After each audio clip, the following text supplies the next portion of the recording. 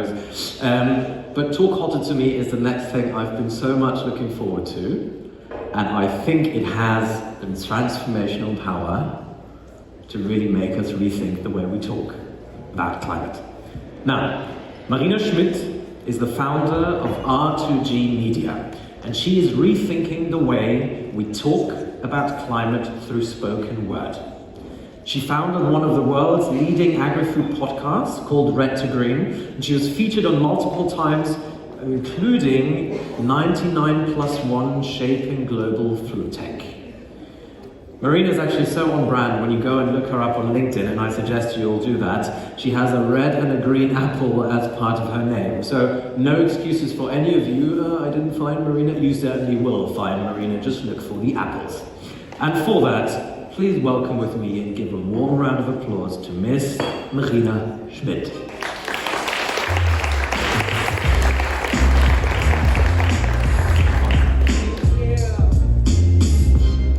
For the apple slice introduction, I have a request of you. Talk hotter to me. This is a speech on how you can speak about the climate so people will both listen to you and actually act. Whoever posts on social media on the climate, please raise your hand. Okay, our Twitter, Facebook, LinkedIn, influencers, who here talks with colleagues or friends about the climate? It's like 80% of us. And lastly, who here believes climate action needs to speed up? Please raise your hand. We are all on the same page here. If you've raised your hand for any of these, congrats, you are officially a climate communicator. We are in the business of selling people on a better future. My name is Marina Schmidt. I specialize in agriculture and food sustainability with a decade of experience in communication roles as a climate educator and, well, editor-in-chief. My educational work has been deemed excellent by the MIT. And today, we are going to talk within the next 10 minutes about how we need to shift from an old paradigm of climate communication that is happening right now to a new paradigm of climate communication that you can apply day to day. Talk hotter to me. We talk problems, problems, problems. For the past 3 decades, we have repeatedly tried to scare people into action and have reached the point of poly-problem saturation. The severity of the statistics are increasing, but people are decreasingly listening. We keep pressing the same alarm button over and over again, but we know overwhelm leads to paralysis, not to action. At all costs, we need to avoid triggering hopelessness and overwhelm. We talk a lot about facts and figures. We forget what we want to say between the lines, between data and I told you so report papers. We forget to speak to the heart, not just the mind. For centuries, lessons passed from generation to generation in song and fables and folklore. We know art and stories is what drives people's emotions and behavior. If you ask leaders and citizens what really moved them, what engaged them, many will tell you about documentaries. Fewer will tell you about 300-page long report documents. We need more than cognitive understanding. We need emotional buy-in. A friend of mine who works with artists said many of these creatives are hesitant, if not afraid, to engage in the climate because it's also sciencey, serious, and negative. Let's break out of the hamster wheel of listen to me because we are screwed arguments. We can get attention with mystery, surprise, even something funny. funny. Let's learn from what works to grab attention on YouTube, Instagram, and TikTok feeds. Why not some climate cat memes? Talk furry to me. So the old paradigm of climate communication always talks about problems, problems, problems. The new paradigm becomes more creative by using various types of hooks. Is it easier for you to imagine a negative future or a future that you would like to see? What's more imprinted? Doomsday visions or possibilities? Maybe it's due to the news, social media, or because I attend climate conferences monthly, but it's easier for me to see what a negative future would be than what a positive one would be. And that scares me. You know the saying, if you lose control of your car, focus, don't look at the wall, look where you want to be, because if you over-focus on the wall, you will naturally steer this way. Could it be that we are over-focusing on the wall collectively? It's all about not reaching 1.5, 2 degrees, and not overstepping further planetary boundaries. But avoidance is only a fraction of what drives human motivation. We got to the moon not to avoid a direct threat. Usain Bolt broke 2 world records without an angry dog chasing his bag. Do you remember what John F. Kennedy said about going to space? He didn't claim, oh, we are right at it, we're right on our way. He said we choose to go to the moon not because it's easy, but because it's hard. He didn't phrase it as, oh, we do not want to only stay on Earth, or we want to avoid not going to space. We need a bit more John F. Kennedy mentality in sustainability, don't we? In the 90s, many people looked forward to the 21st century. I guess many of us here can remember the promise of modernity.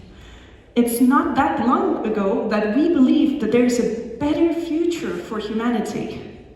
Isn't that crazy? Now we're painting more visions of destruction than visions where we want to be. And which ones do we want to feed? Really? Talk harder to me. The old paradigm paints a future of avoidance and what we don't want to see. The new paradigm actually spends more time creating a positive outlook that we want to reach. Climate action is often communicated as restriction. And I tell you, once you notice this, you'll see it everywhere.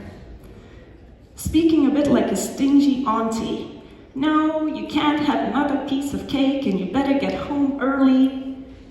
Reduce the emissions, decrease the use of resources, slow down the decline of the bees, avoid, go back, return, prevent. It's all about keeping the status quo or about less. Less waste, less flying, less eating meat. These are valid and important actions, but alone they aren't the most enticing or visionary. Can we agree? Environmentalism shouldn't just be about penalties and restriction. It should at heart be about us here, forward-thinking futurism, including political, social, and tech innovation.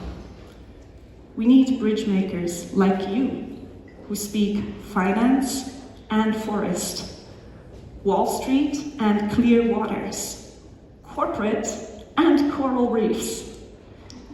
Visionaries who see solutions and create solutions where sustainability and prosperity are deeply interconnected, not a polarity.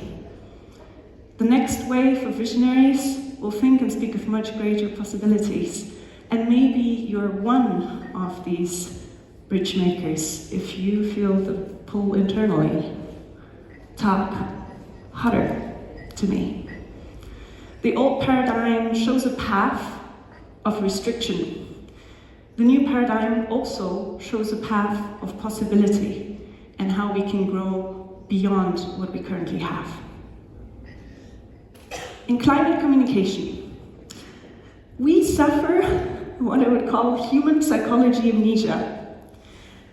CO2 emissions, CO2 emissions are invisible, technical, for most people hardly understandable, abstract large numbers, many indirect and long-term effects globally distributed, measured in kilograms, tons, and equivalents. Reducing CO2 emissions is one of the top 3 most unsexy incentives of the 21st century. So what should we be talking about, you ask me? In our nerd circles here, this is a nerd circle, okay? We can talk emissions, but this is a back office spreadsheet calculation. If we talk to consumers and citizens, we need to brush up our argumentation. So how do we transcend CO2 communication creep? Talk hotter to me. Good incentives are easy, personally relevant and emotional, easy to understand and timely. So bad argumentation is, we need to replace gasoline cars to fulfill the Paris Climate Agreement. We have to reduce CO2 emissions as we will otherwise exceed 2 degrees in global warming. Better argumentation is, this will lower the risk of lung cancer and dementia for you, quieter, more livable cities for you, less risky, and you will be personally affected by floods and extreme weathers otherwise, not just for the next generations, but within your lifetime. And anyway, what's the point of having a car if it will trash itself? Selling with shame, guilt, and pressure is not a good pitch for the majority. We need to be a bit more pragmatic and apply the basics of sales, human psychology, and marketing to the way we communicate about the climate. Each climate content piece, whether it's your post, your movie, your article, your speech, should aim to create an action-driving state, like inspiration, determination, or some productive frustration. The old paradigm gets attention with problems, paints a future of avoidance, shows a path of restriction, and motivates with abstract incentives and guilt. Now, I don't say that this paradigm will completely dissipate. I say that there's another movement, another layer, a new paradigm that gets attention with creative hooks, that paints a future with a positive outlook, that shows a path of possibility and that motivates people with engagement, with something, some benefit that they can actually experience and see within their lifetime, not after many.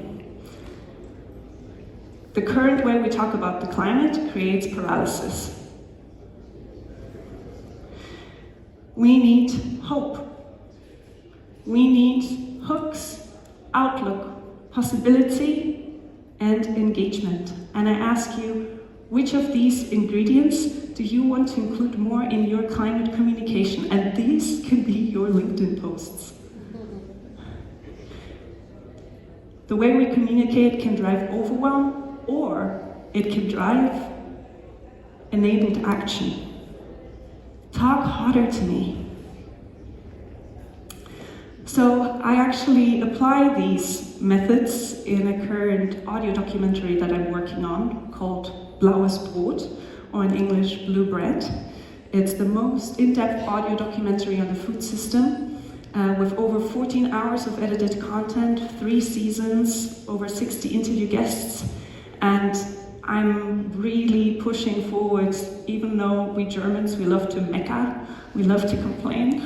I'm really pushing forward, what is the positive vision? How can we constructively get there? And I asked all the interview guests, or our team asks all the interview guests, what gives you hope? Because I believe hope is really what we need and what enables us to move forward.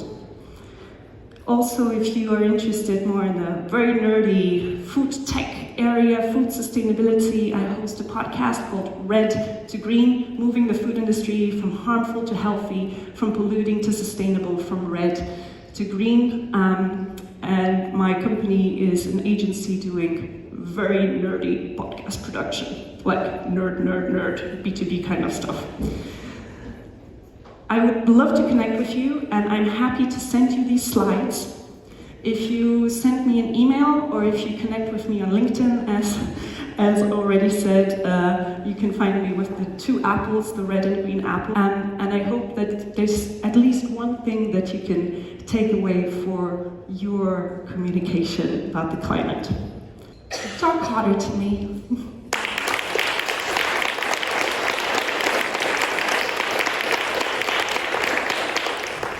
Right.